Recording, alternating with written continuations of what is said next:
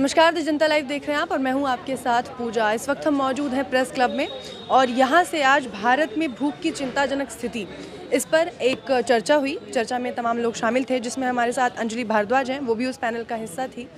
और इसी विषय पर कि भारत में जो भूख है उसकी स्थिति क्या है, क्योंकि पिछले दिनों जो हंगर इंडेक्स आया है और उसमें भारत की स्थिति जो 101 से अब 107 पहुँच गई है, अपने आप में चिंताजनक है, बहुत सारे परिस्थितियों को दर्शाती है। लेकिन उस पर सरकार की ओर से या मंत्रियों की ओर से कोई भी चिंता नहीं प्रकट की गई, वो उससे ज़्यादा खतरनाक है। तो ऐसे में किस तरीके से इसको देखा जा रहा है और जो बुद्धिजीवी लोग हैं वो इस पर किस तरीके से अपनी राय रखते हैं, इसी विषय पर आज ये पूरी चर्चा थी। और अंजलि जो हैं वो लगातार सामाजिक कार्यकर्ता हैं, समाज के जुड़े मुद्दों पर काम करती रहती हैं, सतर्क नागरिक संगठन से जुड़ी हुई हैं आप।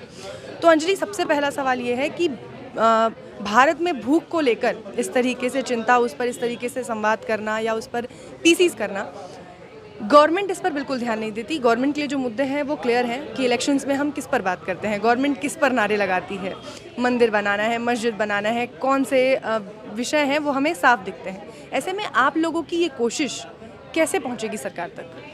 देखिए, सीधी सी बात है, सरकार मानना नहीं चाह रही है कि कितनी गंभीर स्थिति है भूख की आज ज़मीन पर, कुपोषण की आज ज़मीन पर।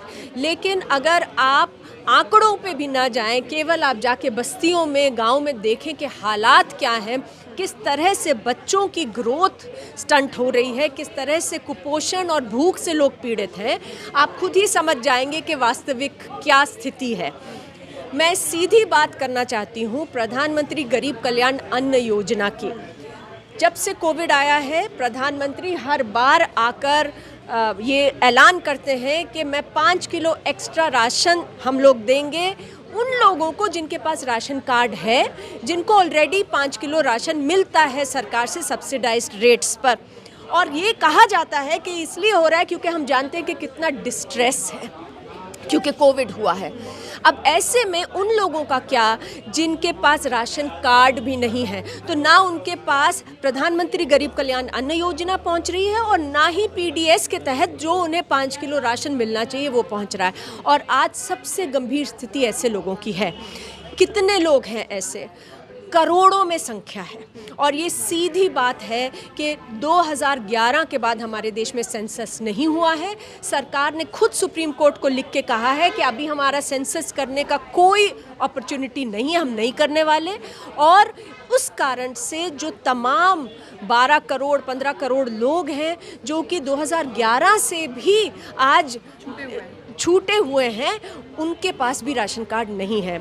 यूनिवर्सल नहीं है हमारा सिस्टम, लेकिन कम से कम जितना नेशनल फूड सिक्योरिटी एक्ट में लोगों को मिलना चाहिए राशन कार्ड, उतनों को तो मिले, वो भी सरकार नहीं कर रही है। और इसके कारण भूख की स्थिति, जो बेसिक गेहूं चावल भी लोगों को मिलना चाहिए, वो नहीं मिल रहा। और हम देख रहे हैं कि परिवार दर परिवार पीड़ित हैं और सरकार उसके अंदर सुप्रीम कोर्ट का क्लियर जजमेंट है कि आप ऐसे लोगों को वंचित नहीं रख सकते।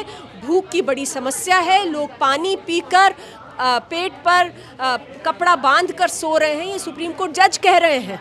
और आप लोगों को राशन दीजिए और राशन नहीं दिया जा रहा। लेकिन अंजलि, एक और रिपोर्ट है जिसके तहत ये बताया गया कि विश्व में जो गरीब लोग हैं उसकी 80% आबादी अकेले भारत में निवास करती है।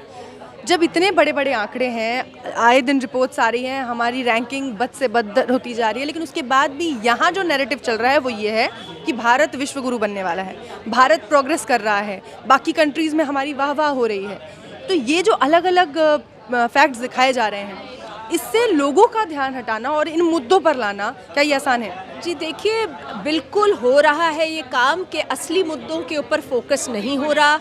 कभी सरकार बात करती है मंदिर मस्जिद की और बाकी समय सरकार बात करती है फ्रीबीज़ की, कि कौन सब्सिडीज़ लेकर फ्रीबी रेवड़ियों की बात करती है सरकार।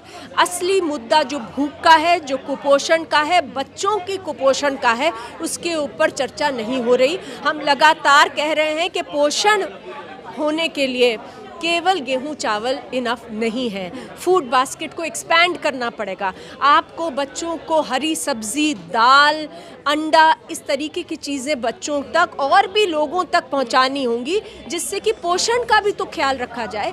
लेकिन ना, आप पोषण की बात तो छोड़िए, मैं कह रही हूँ कि जिनके पास राशन कार्ड नहीं है, ऐसे तमाम जो गरीबी रेखा से नीचे रहने वाले लोग हैं हमारे देश में, जैसे आपने कहा कि इतनी ज़्यादा संख्या है, उन सबको बाहर छोड़ा जा रहा है, उन्हें बेसिक राशन तक नहीं पहुंचाया जा रहा।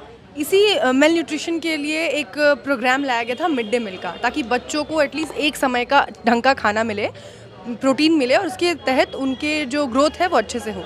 लेकिन जब हम मिड डे मील की बात करते हैं तो आए दिन हमारे पास न्यूज़ आती है कि किस तरीके से वहाँ भी वही फेक सिस्टम चलता है। एक तस्वीर आती है जिसमें बच्चे के हाथ में पूरा एक भरपूर थाली होती है जिसमें उसके पास प्रॉपर न्यूट्रिशन होता है, और दूसरी तरफ असलियत हम जानते हैं कि बच्चे नमक रोटी खाने को मजबूर हैं।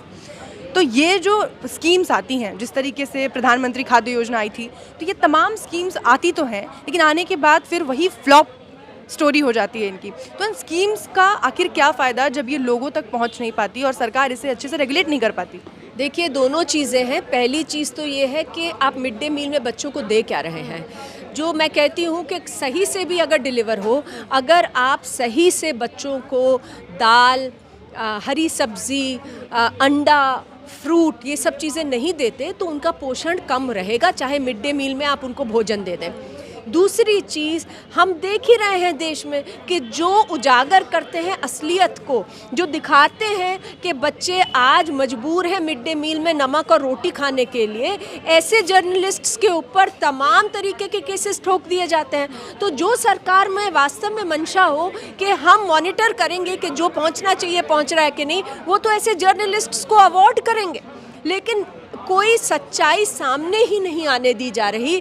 ग्लोबल हंगर इंडेक्स को बताया जा रहा है ये गलत है। अगर कोई आके सामने बोलते हैं कि हमारे पास खाने के लिए नहीं है, तो कहा जाता है कि तो झूठ बोल रहे हैं, हमें बदनाम कर रहे हैं, हम तो बहुत काम कर रहे हैं।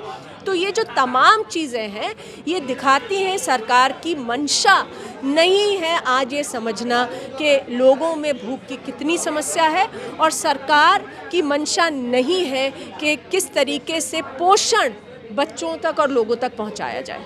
आखिरी सवाल अंजलि, कि ऐसे में जब हम सरकार के पेश किए हुए आंकड़ों को ही उनसे दिखाकर सवाल करते हैं कि आपके आंकड़े हैं, चाहे महंगाई का मुद्दा हो, चाहे बेरोज़गारी का मुद्दा हो, कि आपके ही आंकड़े हैं सरकारी संस्थानों के कि किस तरीके से बेरोज़गारी कम हो रही है, बेरोज़गारी बढ़ रही है, और किस तरीके से जो महंगाई है वो लगातार बढ़ रही है, लेकिन वो उसको भी नज़रअंदाज कर देते हैं, उसको भी इनकार कर देते हैं। जब सरकार हर मुद्दे पर आँख मूंद लेती हो, कान बंद कर लेती हो, ऐसे में सोल्यूशन क्या है?